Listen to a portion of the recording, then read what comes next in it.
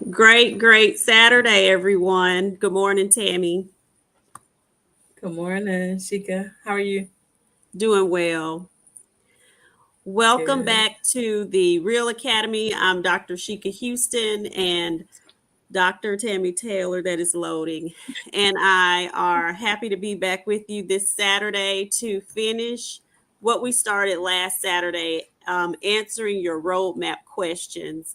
So while I start to feed us through to some other groups, Tammy's going to get us started. And if you would, just let us know where you're tuning in from, and we'll be getting started momentarily.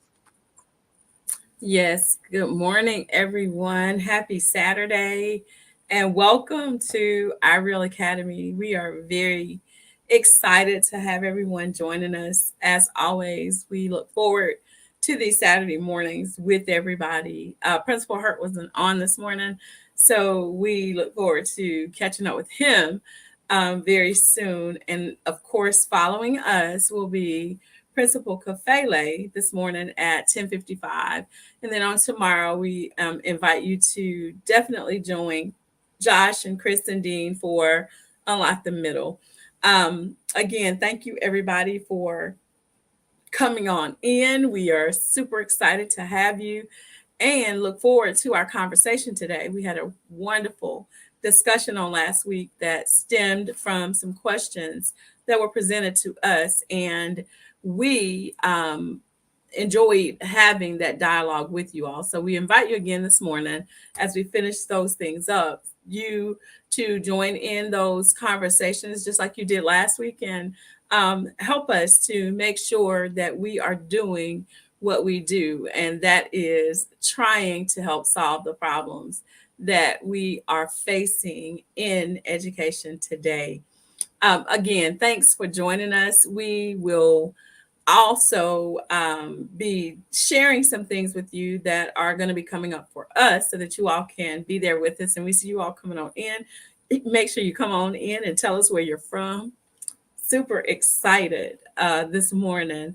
And we want to just make sure that anybody who doesn't know who we are, if you're not familiar with Sheik and I, we want to just say that we are the problem solving leaders that have taken on finding real solutions to real problems that are faced by educators today. We want to be there to connect those um, stakeholders together, like our parents, our community, school leaders, and teachers, because we know that working together is going to get us exactly what it is we are trying to accomplish, and that is a better system of learning for all children.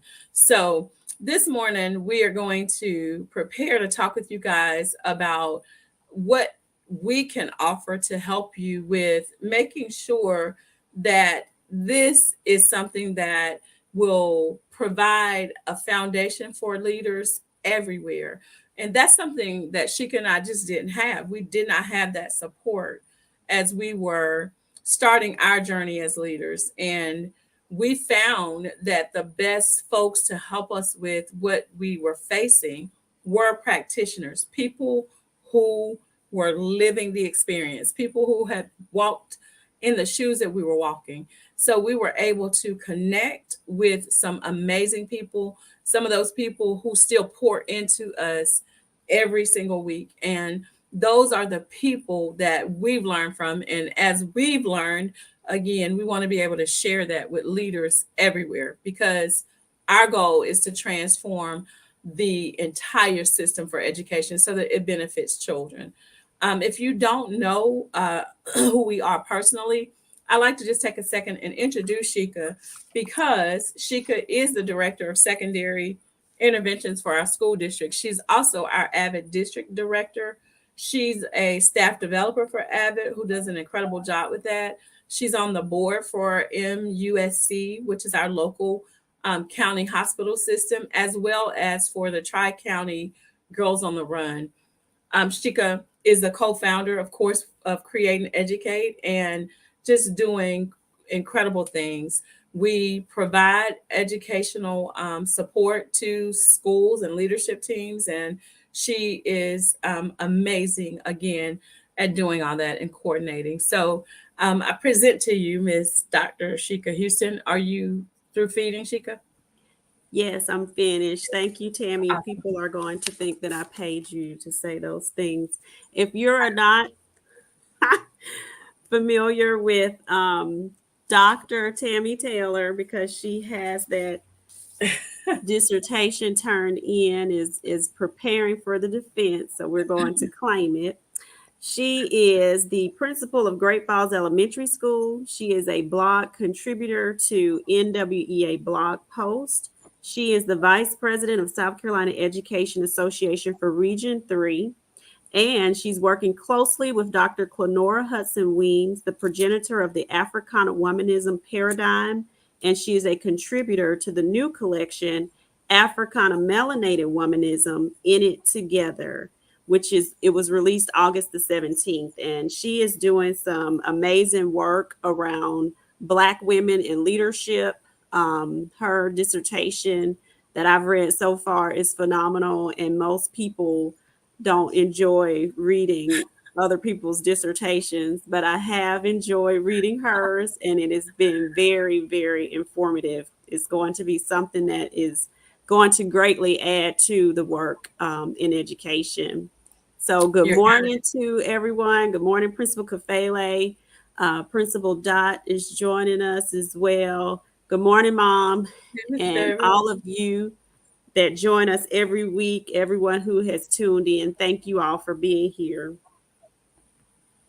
We're going to go ahead and get started. Again, as Tammy stated, we are answering. Oh, I saw the last comment. Good morning, Virginia. Virginia. We are answering our roadmap questions. These are questions that you all have submitted, and the one that we didn't get to last week. If you missed last week, go back and listen. We talked about, should an AP go on a weekend long trip with teachers, not for school business, and we enjoyed a collaboration too, because that's a part of our platform, and several of you chimed in, no, don't do it. And I did say that it does depend. I think that if you're going on a weekend shopping trip, now, if you can't handle that as an AP, you didn't have any business being in the profession to begin with. So things like a weekend trip, that those things can remain in the realms of professionalism, a shopping trip potentially. But it really does depend on your staff, your assistant principal. But I think the conversation, what we were trying to drive last week, is that the conversation about it would be important. And also, should I be focusing on growth and proficiency? And we explained that answer. So today we're going to jump into, as a new principal, where do I start? And as we're working with principals in our work, a lot of times this is, a very real question. It was even a real question when we started.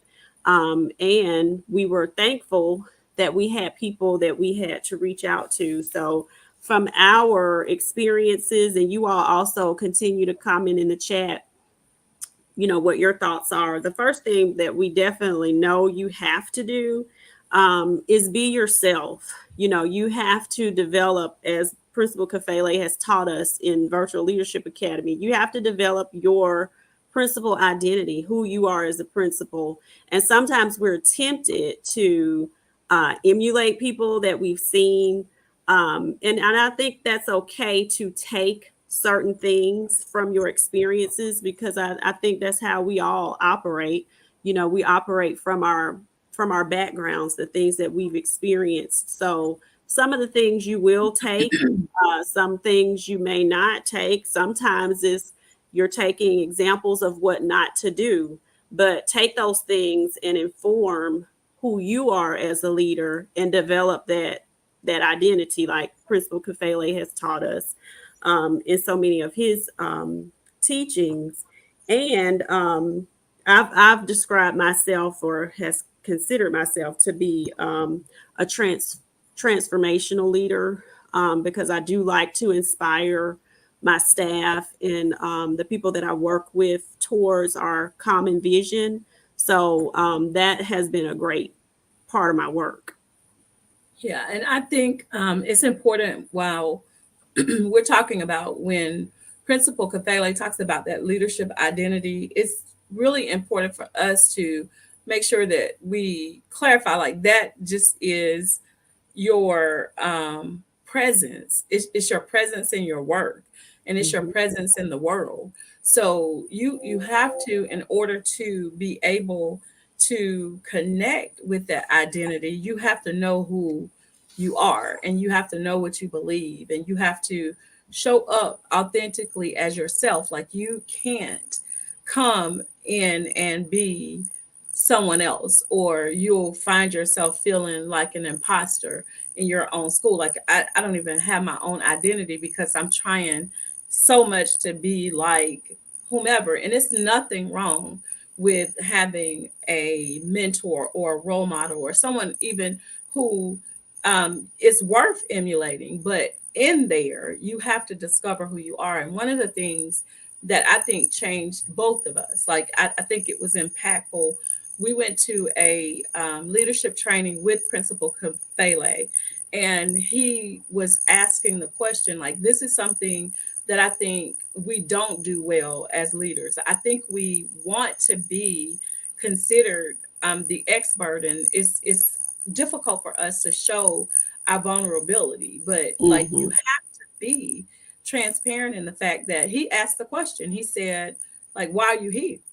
Mhm. Do you think that your school is better because you're leading it? And guess what? Like I'm going to speak for me, didn't know the answer at that moment. I was sitting there thinking like, why am I here? Like Mhm.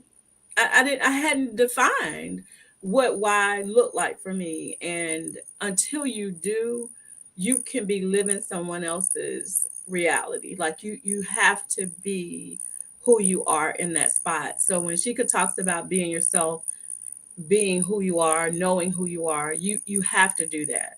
Or again, you won't be able to connect with what is happening in that building because you're trying to make it something that you are basing on someone else's vision or someone else's goals or someone else's dream. So you have to be authentic.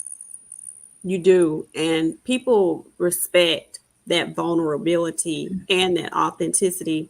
A lot of times we coach teachers about making sure that they're not in front of the children having to feel like you are right all the time. We get stuff wrong. Admit that, oh, yeah, you know what? That's not right. Thank you for pointing that out. We need to do that, model that too as administrators. So, Yes, Marcella, we should have had our mirror up here so Principal Kafele would be proud this morning.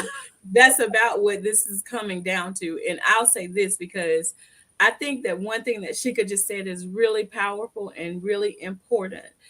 I think that it doesn't always come from the staff that we aren't feeling like we can be vulnerable. Like when you work in a situation where if you have a question, your reaction to that is, well, you don't know. Like you're the leader of this building. Why don't you know what you're supposed to do? And you don't know what you're supposed to do until you know what you're supposed to do. So you have to, I think, be in a situation where you are encouraged to have that level of vulnerability so that someone can assist where it's needed. That's the mhm, reason that we exist as a company. We had to do that for each other. Like it's okay. I don't know. mhm. Do you know? Nope, Right. we don't know. So we need to figure out how we could find out. Fortunately, we had people out there who were doing that work to help us Mhm. to really be able to gravitate to who we are as leaders. And if you're not there, just know that you can get there because we did. Exactly. And the next thing that you should be doing is listening. Listening is so important, and there's different types of listening. Some people listen so they'll know what to say next. We really want you to be a true listener to the things that are first of all going on in your building. This connects to our framework on that door with respect. And what we just talked about a moment ago, developing your leadership identity connects on our framework to leadership. But building those relationships, that is so important. And you do that listening through, of course, your traditional things like your entrance and exit conferences. But you also do that in several other ways that Tammy's going to talk about. Yeah, like I think that, like Shika said, truly listening does help us to be able to connect on that personal level with our staff, with our students, and our parents. Like when you show people that you're interested, genuinely interested in what they're saying, and that you are concerned about what they're talking about, that builds a level of trust in you as a leader, but it also builds trust in you as a person.